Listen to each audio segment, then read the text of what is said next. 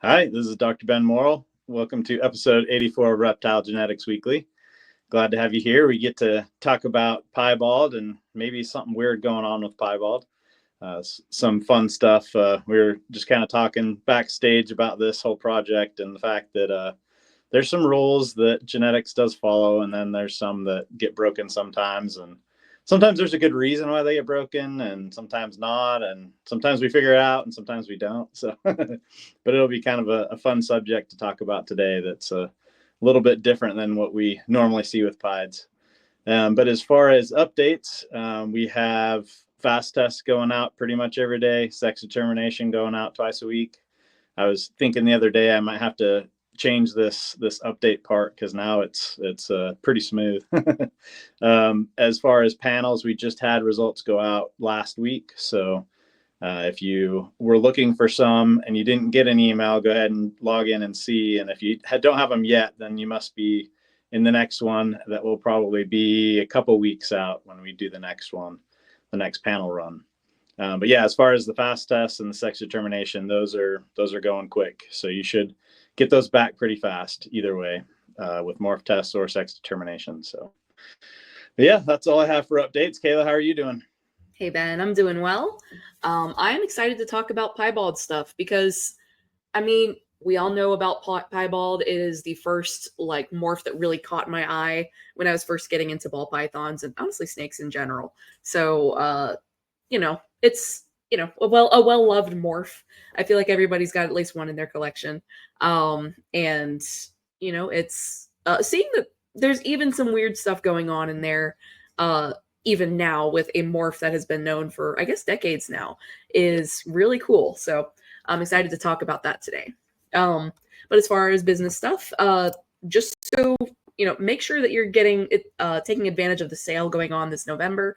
It is a 25% off all shed tests on Morph Market, and it ends in 12 days. So that's less than 2 weeks. Hop on that, especially before holiday stuff starts to really get into kick into gear. So it's definitely worth doing.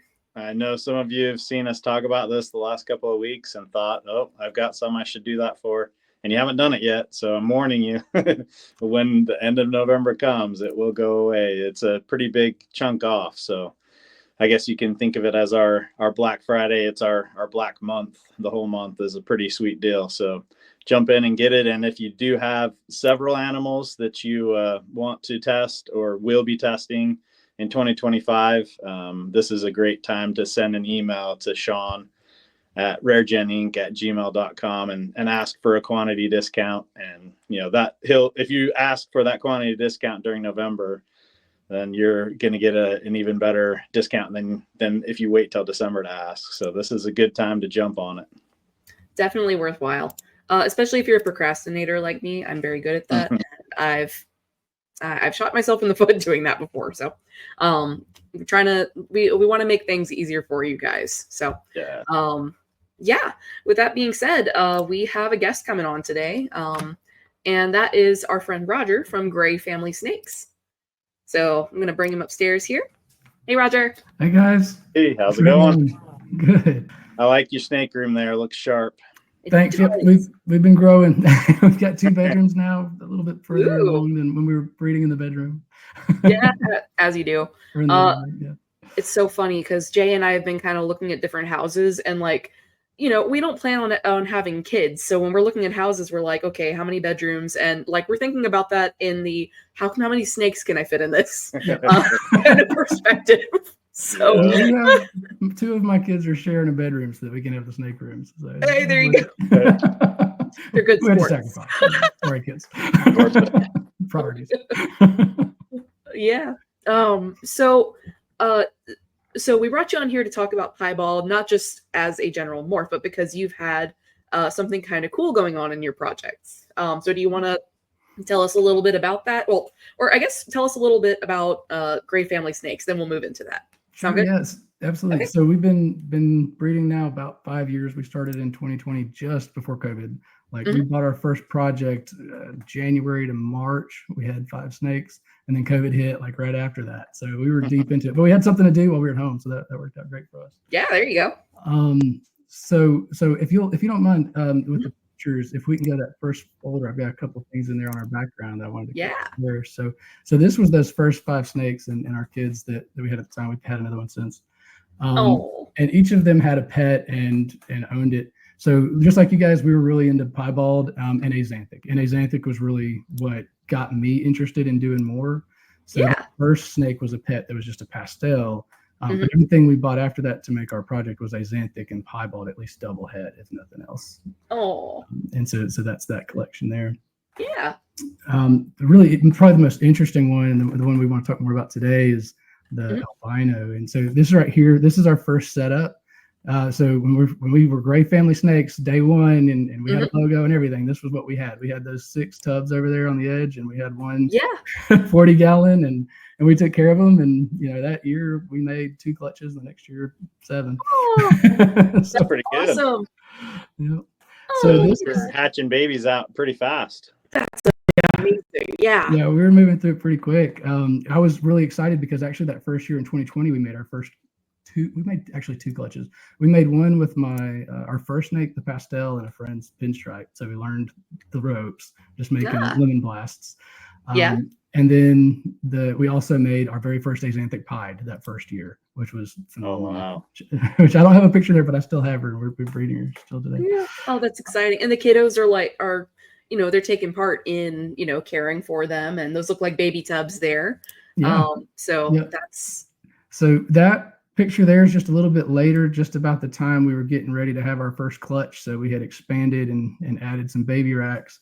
And this is how we cleaned tubs and did water bowls, all right there on the dining room table. Hey, there you go. Some pictures with that tablecloth that, people liked. So we just stuck with that color scheme too. You sit behind me. And when you get one of our snakes in the mail, we actually have custom bags that are the same color. Oh, that's adorable. So I love it. That's rad. Fantastic. It's great branding, and it's very cozy. I think it has kind of a Christmas feel, and when you open our bags, they feel like you're opening a Christmas present. I think it gives you a little bit of that. That's awesome. Even though you should know what it is, most people don't buy each other snakes unless they've already got a lot of them. Oh yeah. I'm sure it's happened to some of our audience before, but well, I was going to talk about Goldie a little bit more. Yes. So she was one of our very first snakes, and that's her when she got bigger and started to give us one of our first clutches. We got her from Outback Reptiles as an albino double het axanthic pied post leopard. And so you can see on the left, that right picture came much later. On the left, you can see she's just a yellow snake. I mean, you really have to look close to see that she's got any pattern at all. So I never really questioned what we were buying when we bought her. I thought it'd be cool to make axanthic pies. We might make some snows. This will be a fun project. After we hatched out our first clutch, then we were able to actually see something's different with them. And so if we go to the folders, these are really images of going through the process of pairing and who we paired her with. So what you've got there is the male that we had for our axanthic pied project, who was a piebald, a pastel piebald het axanthic. So we wanted to offset our het. So he had the pied, all the other girls had the axanthic, either visual or het, and we got pretty lucky with some of those pairings. Yeah, nice little block. Yeah. And so Alex checking on her eggs. So this is when Goldie laid the eggs. And actually, while we're here, if you look up above Goldie there, those are sheds that we were sending for research. Hey.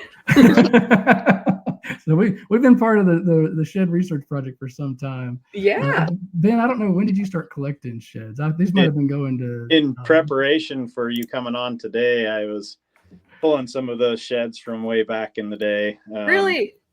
So I think, because I ran some, and we'll talk about why here in a little bit. I ran some today. Actually, Goldie herself, I ran her shed for a couple of tests today. But I was looking back, and I have envelopes from you that are from 2022, I believe. Okay. Oh, cool. Yeah. So those pictures actually would have been probably sending them off to Dr. Seidel for university research. Yeah. Yeah, because as soon as so we sent her everything we had, and then when you guys started collecting, we started sending you everything we had as well. Yeah, which was quite a bit more at that point. Very cool. Yeah. Oh, So this is Alex's pet. She's been really involved with it the whole time. It's fun. yeah. It's fun to grow, not just as a business, but also with the family. And there's Of so many course. different lessons that they learn in this stuff, from business to the genetics, and so a little bit of science involved, and the questions you get, like, Dad, why do we need the dad snakes if the girls are the ones that lay the eggs? That's how you learn. Yep. So it's been a really good process for us. That's really cool. I had a fun experience. It was an example of what not to do when people are asking those kinds of questions. I had some scouts come over. So these are boys that are all teenage boys. And I think one of them, first of all, he was feeling a little sick anyway, but he was also very nervous. Like, they're in the snake room, but he's the one like the farthest away from the animals. He's like right by the door, like against the door while we're talking about it. And someone asked something about, how did they breed? How does that work? So I showed where the cloaca was, and then I got a male and I popped him. I was like, oh, there's a little bit of a sperm plug, and he went white and he hit the ground. That's awesome. Yeah. So you don't want me teaching that stuff. I failed on that. I feel your pain. So we did a Cub Scout show, and it was so similar to that. So my daughter's actually in the Boy Scouts. So, girls do that now, and they change it to Scouts of America. And my son is in Cubs. So we went and did a show it was several hundred cubs, and just to show them about the snakes and answer questions, tell them not to touch the rattlesnakes if they see them, all the basics. Yeah. And one of the kids raised their hand and says, "How do you know which ones are boys or girls?" And I answered him, I was like, well, we take a probe, and as soon as I was done, I was like, I should have done that. I should have asked his mom. Well, at least you didn't have one hit the floor, I hope. Yeah. No, everybody was okay, but yeah, and the people looked at me like I was crazy, but I answered. No, I mean, hey, I mean, it's. I don't think it's that weird. I mean, maybe it is. Maybe I'm biased. I'm also. I don't know. I've been doing this, and I also work at a wildlife center. So people ask me the weird questions, and I answer them, and it's crazy. So maybe I'm a little. Maybe my window for what's normal is off, so that's fine. Yeah. I mean, I answered my kids. I answered them like it was one of my kids, but I got to remember exactly. they're not. So. So you had this pairing, you got your first couple of clutches. So let's show some of the Goldie's first clutch there. And this is really, I think, what brings us here today to talk about some of the interesting things going on with Piebald. All right, so these are what hatched out, and we're looking at these things like, what are they? There was a Pos leopard. I've never had leopard, right? We were in like our first year of breeding, and so I'm like, I don't think this is what leopard looks like. What have I got here? Yeah. Later testing did show that we don't have leopard in the clutch at all, which is interesting, or even in the mom. Yeah. So these are piebalds, and what you're looking at is no white pieds, which do happen randomly from time to time, but never in this volume. I didn't know there were no white pieds, actually. Yeah, that's it's cool. I don't want to say it's very rare. I mean, so you could also call them high pattern pied. High pattern, yeah. Yeah, but in a clutch, it would be very weird to have this many that are that way, and especially if she's just het pied. So then I shouldn't have hit all pieds anyway. So if you go on to the next picture, you can see kind of a cleaned up version of what they look like. Yeah. And so this is once they've shed and pretty. And every one of those is a high pattern, almost no white pied. Some with like 0%, all the way up to maybe 10%. As you can see, the top middle one had a little bit, but very low white high pattern. Yeah, like I think little bottom right here might be the one with the most actual white pied going on there. But even then, it's all on the sides. Yeah. Interesting. So that was really cool. And it made me go back and take a look at this mom. Like, how in the world did she produce all of these pieds? First, that was my first question. I didn't even think about the fact that they were such high pattern, really. Yeah. I was just like, how did I get all these pieds? And I got 3 axanthic pieds, and I'm like, I didn't expect that. Like, that was not a bad, it was my 4th clutch if I include the pets that we bred with my daughters. So I was very excited about that. That got us much more cemented in the fact that we wanted to keep doing this. Yeah, of course. But yeah, if you can jump over to the picture of Goldie, that one. So that's when we got the black light and kind of took a look at her and again, and we're like, okay, I saw one of Chris Hardwick's videos that showed how he would shine the black light and he could really see the pattern a lot better. I was like, well, let me give that a shot. Yeah. That works. I mean, it does a lot of good at helping you see what you're looking at there. So this is before we really got answers on a lot of our shed tests. Back in the day, nobody really could tell you what was pied, what wasn't, what was albino, what wasn't. We were sending stuff off to the university for research, but we didn't usually get a lot of responses back. Right. Yeah. Because they were, they're using them for research. So the expert said, yeah, no, we think she's pied. And so sure enough, we've changed her name. She's labeled a pied. There you go. Well, I guess, so we held back a couple of those babies. And what we decided to do was breed them back together and try to see if we could continue this no white high pattern pied line, because that was something special and unique. I figured it out soon enough, this is not something that should have happened. And so we made another clutch that we can probably show. And then, so you can see we did it again. So every one of these again was even less white. So I would say in the other one we had as high as maybe about 10, 12%. In this one, we didn't have anything higher than about 3% white, except of course that really pretty snow pied in the top left, which of course the snow takes all the pattern yet, but even that gave us one saddle. So I'm assuming that's a paradoxing and wouldn't happen again, but it was kind of cool to get that. What a cool little snake. Look at them. Yeah, no, this like the ones that look just like Goldie, I guess the lavender albinos. They're just albinos. That's it. And so like just the albinos, like I can see maybe one little patch there, but yeah, super low white. Yeah, that's crazy. So I'm holding back 2 of these, and we're gonna be making more. The ones from the first clutch are now old enough to breed again, so we'll be breeding 3 clutches from this line, putting different things in there to see what we can make happen. Desert exciting. Ghost for sure. I mean, I love Axanthic, and now Desert Ghost is getting at everything we're doing. Oh yeah, those look nice. And I really want to try the lesser and see if it can hold its pattern up against the lesser and see just how strong this mutation is. Yeah. And so I think, really what started this conversation is ask Ben, hey, what do you think's happening here? I'm thinking we've got a slightly separate line, and actually Goldie's a great example. She was in the original research that showed that we had 3 lines of albino that were all compatible. I'm thinking maybe the same thing happened here with the pied. We're tentatively calling it Crumble if it proves out. Yeah. Similar to pie, right? It's Crumble. Apple crumble, apple pie. Yeah. I like that. So we did test Goldie for pied, and she did come up as homozygous for pied. So so at least the main mutation that makes her pied, so she makes pied babies, is the same. But what I think is very possible here is it's something like high OD, where the high OD babies are clearly different from the normal OD, and our OD test does pick them up as being OD or super OD, whether they're high OD or not. But my guess is, which with high OD, we've been working on it a little longer. We're trying to find a secondary mutation that's, somewhere close by to that OD mutation that's in some ODs that makes that, amplified. And so we're trying, it's kind of a more complicated project, but it is something we're chipping away at. But I'm thinking this could be something very similar. That causal mutation for pied itself is the same, but there might be a secondary mutation nearby. But one thing that Roger brought up is, I don't expect there to be any Enchi in Goldie, but I guess if she was a super Enchi, maybe that would be why all of her babies are high white pieds, because they're all Enchi pieds.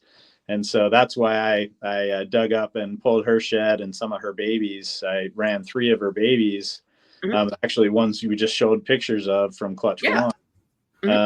And none of them have Enchi in them. So it's not itself, but that's certainly a place that I'll look. I'll look where we see that Enchi mutation, and maybe there's another mutation in that same gene that doesn't necessarily make it look Enchi, but it does have a similar effect where it makes pieds be more of a low white. That's possible, and we won't know till we kind of poke around, but that's something that we want to do, is play with that. And the other question I had asked Roger was, what if you breed that same male to other females? Does it have anything to do with the male? And so Roger said, we tried that. So they do have some pictures. So here's the sire. And he was the main stud of our first project with the Axanthic Pied project. So he was the sire of almost all of our other snakes for the first 2 years. So yeah, as you get through the next slide, you'll see we had quite a few. I mean, this was one of our first Axanthic Pieds. Definitely plenty of white in his genetics. And then I won't probably describe all of them, but the ones that we did have that were low, like the one you got on the right there, we'd have Inchy in the pairing on the low white ones. So okay. So, but and, but he doesn't have Inchy. That was the females on those other classes that had Inchy. Yeah. And that's what kind of made me think, well, maybe there's Inchy in her too. We didn't know it, but again, we tested it and nope, no Inchy. So. Well.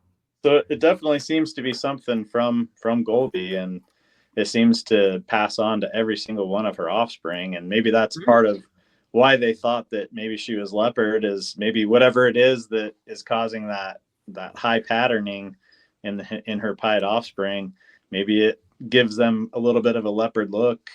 I don't know. We can look where the leopard mutation is too and see if we see something there.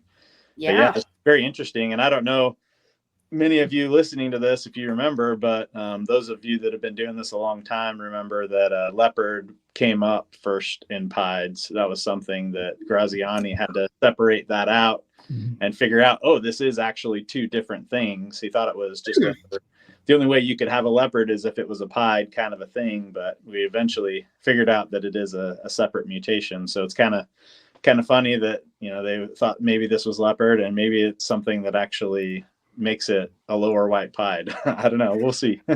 And we tested her for leopard, and she came up negative. And I wish I could get back all the days and weeks I spent looking at those babies trying to figure out which ones were leopard pieds and which ones weren't. Yeah. It's so good to have genetic testing now. Oh my gosh, yes. So Ben, you said something interesting. I'm trying to wrap my head around it as just a layman who looks at patterns and doesn't know as much about the science as I wish I did. So are you able to pretty much tell that it's not a different mutation, like Clown and Krypton are different mutations, but they're allelic? Are you able to tell that whatever we're seeing here is not different than Pied, but it's actually going to be a second gene, or could it possibly be slightly different? It's not the same case as Clown and Cryptic. So when I run a Clown test on a cryptic animal, it's negative. So if you look at the gene that Clown and Cryptic are in, they're in two different places, two different mutations. And so we have to have two different tests, one that tests for Clown, one that tests for Cryptic. In this case, both Pieds and Crumble, or Goldie herself, they still test Pieds. So they still have that same mutation that we see in other Pieds. But what might be happening is there might be another gene, 200,000 base pairs away or whatever. And so when Goldie passes that Pied gene on, it has that other one. It's called linkage disequilibrium, or you could just say linkage. So there's linkage since they're close to each other, and the genetics passes, a whole chromosome, and it's just whether there's a crossing over event or not that's in between them that would separate them. So most of the time, if which we don't know this for sure yet, but this is what we're going to look at.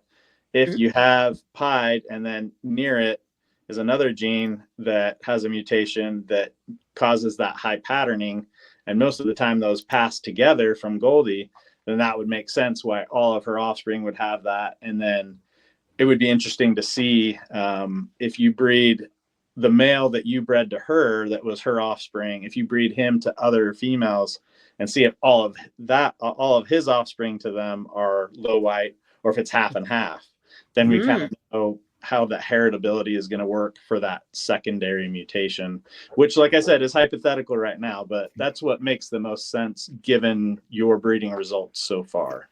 And we'll be doing that with two of the females that we held back from that first clutch. We'll be breeding them this year, and cool. That's what I'm expecting. In my head, I'm thinking of it like a second mutation. So I'm picturing that each of those babies are essentially het Crumble and het Pied. I understand that might not be exactly right. But I'm thinking when I pair them with a male, then I'll have about half that are Crumble and half that are something variable version of Pied. Yep. That would not surprise me, but you might also get something different, and we'll be like, what's going on? Yeah. Okay. No, that's good to know. So just to pull on that thread a little more, when we separate from Clown and Krypton, we know that albino, for instance, has 3 different versions of albino. Do those require 3 different tests, or are they all showing up on one test?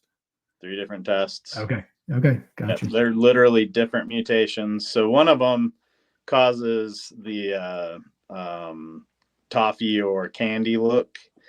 And then the other two are indistinguishable from like the breeder standpoint. There's two different tests we have to run just for normal albino. Okay. And it's same with ultramel. There's two different tests we have to run for ultramel, and breeders can't tell whether they have homozygous for ultramel A or homozygous for ultramel B or double het, for the two, but they're mutations in the same gene that are really close to each other. And so they, act like from the breeder standpoint, they look identical, but on the test side, we actually have to run multiple tests. Yellow belly is another one. We have to run two tests. Every yellow belly test, we actually have to run two tests for you to be able to figure out whether you have the -1 or the -17 mutation. No wonder some of those genes are priced a little different than others. Yeah, that makes sense. Yeah, that's definitely part of it.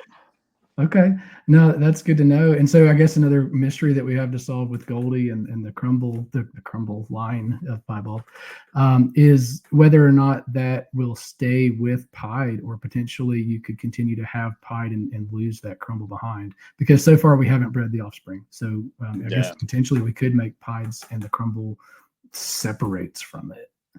Yeah, like if you bred two offspring from Goldie.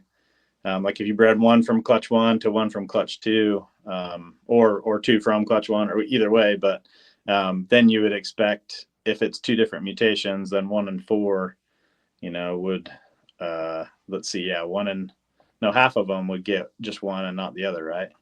Anyway, yeah, 1/4 should be Crumbles, 1/4 should be I guess they're Pieds, but yeah, for the Crumble itself. 1/4 would be Crumble Pied, 1/4 would have no Crumble at all. Then half of them would have both Crumble and the Pied mutations. Because right now I'm kind of assuming that whatever the second gene is traveling with Pied, but I'm kind of wondering if I were to pair like a normal to Goldie and then pair the clutch back together, I might make regular Pieds and the Crumble has separated and doesn't necessarily travel with it too. So that's just another question that we'll have to answer. Yep.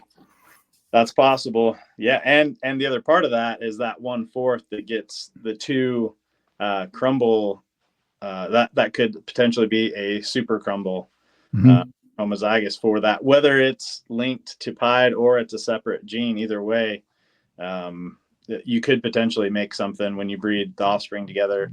But I guess you did breed the offspring back to her and didn't see anything different. If she's homozygous for whatever that Crumble gene is, though, then that would make sense, because right now everything's been bred to her, so. Yeah, that's true. We'll find out more this year. Yeah. That's really interesting. Yep. Fun to think about, but definitely strange to have two full clutches that are all that low of a percent of Pied. That's remarkable. We always talk about it, from 15 years ago when I first started learning about Pieds. It's a random amount of white. Some years you'll get some more white, some years you get less. Some clutches you'll get a mix, some clutches you won't, but it's not something where you get two full clutches of almost no white. It'd be interesting if all of this time that it's actually a secondary gene that maybe doesn't travel closely with Pied, but just bounces around. And so you get that sometimes in your pairing, and you just hadn't, nobody really able to nail down a pattern. And we just got lucky enough to get a homozygous one. Possible. Yeah. I mean, if Enchi didn't do other things also, that's essentially what Enchi would be. That knocks the white down quite a bit in most pairings. You have to do quite a few, add several other genes to finally knock up the white again. So it certainly could be another mutation in the same gene as Enchi, and it does a similar thing, but it just doesn't look like an Enchi. Yeah, one of the males we're going to pair to these three females is het Pied. So we should produce some animals that are not visual piebald. It'd be interesting if a different gene pops out while we do that we don't recognize, or maybe it'll answer the question. It'll be something we all knew but didn't know that it did this to piebald. We tried Enchi, wasn't it? Yeah, not Enchi. Yeah, that will be interesting to see, because I guess from the very beginning you've always bred her to a Pied and bred her offspring to a Pied. It's fun to work through these puzzles. For sure. And you said something about, I'm just popping back upstairs because you guys were having a good conversation, so that's why I went down. But so you mentioned that all of Goldie's offspring have been like really beautifully tempered too, right? Oh, like yeah. temperament. Yeah, and I was wondering about that. Like, if something else is broke, I wonder if it has to do with temperament, because I mean, we've produced quite a few clutches now. We've had several hundred snakes move through Gray family snakes now, and her clutches are always the sweetest snakes that we've actually produced. I mean, just very consistently. You know, that first shed to 2-month period can sometimes be a little bit rough with a ball python, but with hers, they're just like, hey, how you doing? Oh, you want to touch my nose? Sure, why not? Yeah, we even got a video, right? Oh yeah. We can show that. Yeah. Alex, can you hold this for me? I want to show somebody how sweet of a temperament this boy has.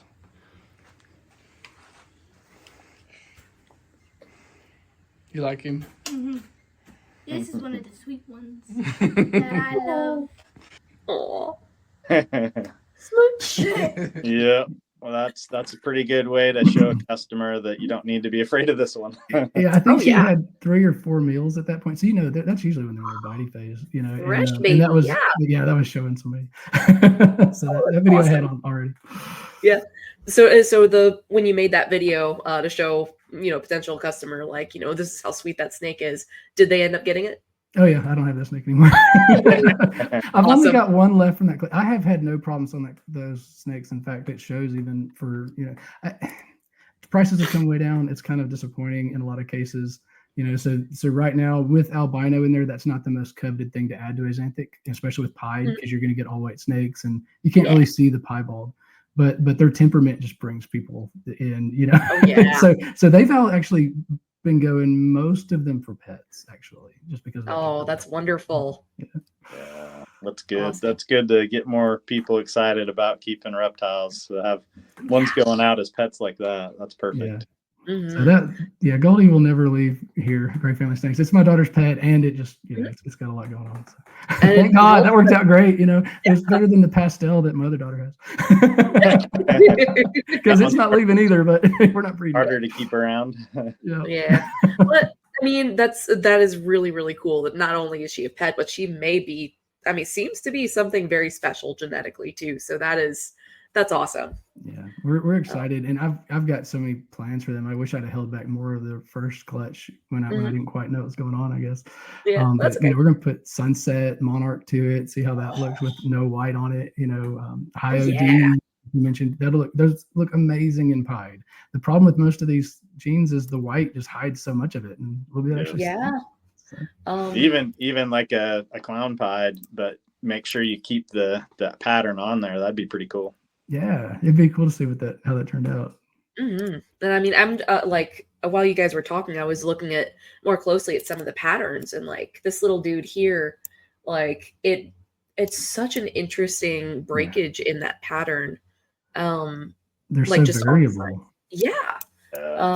I'm excited to see how that looks with a Sunset or a Monarch. I mean, so this was that first clutch, and I really thought leopard had to be in there because there were just such huge differences between some of the looks on these. Yeah. But no. Yeah, I've hatched out several low white pieds, never all in the same clutch, but just you know, over the years, I bought my first het pieds in like 2005, so I've produced pieds for many years now. It's almost 20 years now. But yeah, they have funky patterns for sure. Yeah. Even just being pied and being the low white pied, they can have some really funky patterns. Mm-hmm. So that's, and some really orange too. Yeah. I mean, we're all familiar with like the emoji smile piebalds, things that ball pythons that made the news. So that's cool, and I love when even an older morph remains such a fun project. Let alone when you get cool stuff like what you got, Roger. So it's definitely keeping us. We're definitely staying interested, you know. And I could see this would have been a project we could have gotten bored with. Okay, we made a bunch of xanthic pieds. Let's move on. But no, it's definitely exciting. It's on given. Well, definitely looking forward to maybe a year or two from now getting an update on this, or whenever you pair the clutch again. I don't know what your current rotation is, but it'll be in 25 sometime. 25? We're waiting for follicles. We do check follicles for our pairings, and right now we don't have any of them ready. Right, makes sense. Well, awesome. That actually kind of segues nicely though into our next segment where we haven't done it in a little bit, but we like to ask folks, what is your why I do this for the reptile hobby, and what keeps it fresh, and what keeps you coming back to it every year. Yeah, I mean, so there's so many different answers. It's so hard to pick one. If I could give you two, I mean, first and foremost, it's the family, and it's just how much they're learning about it. It's something we can do together. Take my oldest daughter loves to go to shows with us. It's just cool to have something that we do together and that they can learn a lot about, and teaching them about business and everything that just goes along with this as a family business.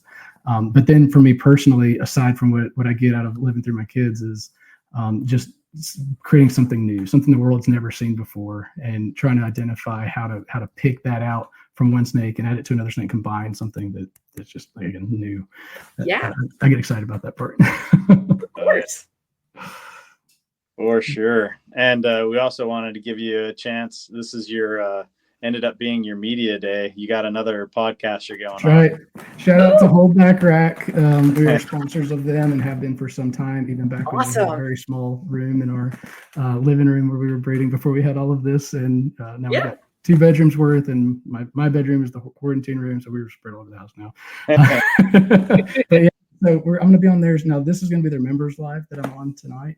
Okay. Well, as of when we're recording this, it's Monday, the 18th. So we'll be on that one tonight, and we've been on several of theirs. Jessica Hare's great. Between her and you guys, we've just learned so stinking much about the hobby. So this is like a really awesome day for us. Yeah. So exciting. And I'll be wearing your shirt on Hold Back Rack. So any of your viewers who want to come over there, come check us out. Yeah.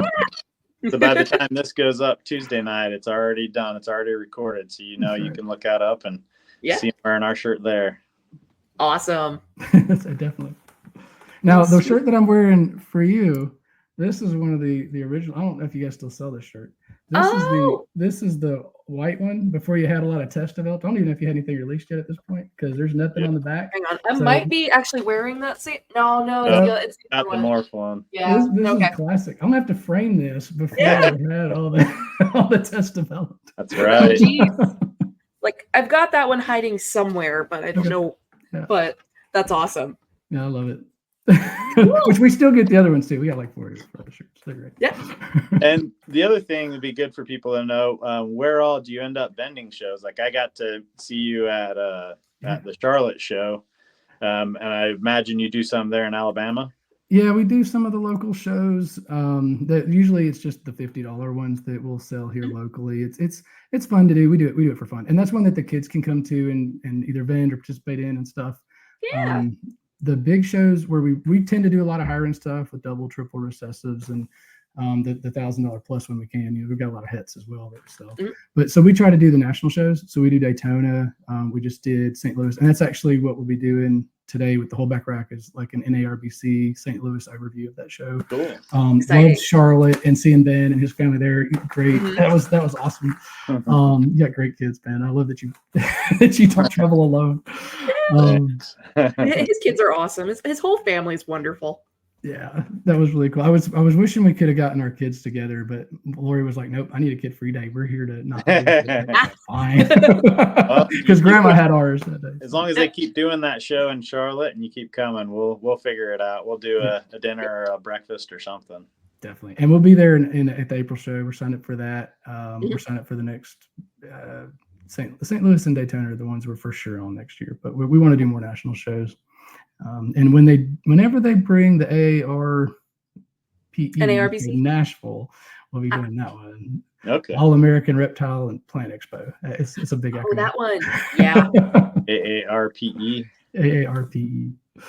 Yeah. But of course, you can find us online at Morph Market, on Morph Market or Instagram, Facebook. Come check us out. I'd love to tell you about Crumble, some of the other. We have a couple of other interesting genes that nobody else is working with. So. Yeah, we might have some more genetic info on one of those in the next. Yeah, I look forward to that next episode. I'm hoping the next couple of weeks. It's been that way for a while though, so. Yeah, fingers crossed. Oh, that's so exciting. We're working on it. Little teaser. All right. We might have you back on before too long, and we'll have to record in the evening so Lori can join us.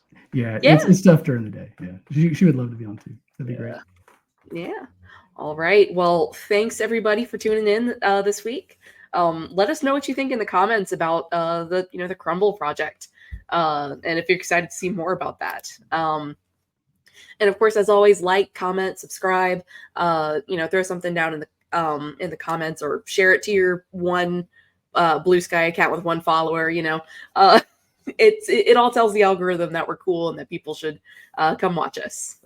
Plus, that gets us to see more. That gets us in front of the eyes of other reptile keepers who are interested in genetics. So, y'all got anything before we call it a day? Just have to point out our formatting is right now on that closing slide. So We did it. Like Yeah. we said, 10 years from now, when we have like this trivia, first 10 years of RGI, y'all got to remember those 2 episodes that our formatting was jacked. Yeah, exactly. It's over now. It was StreamYard, and they fixed it.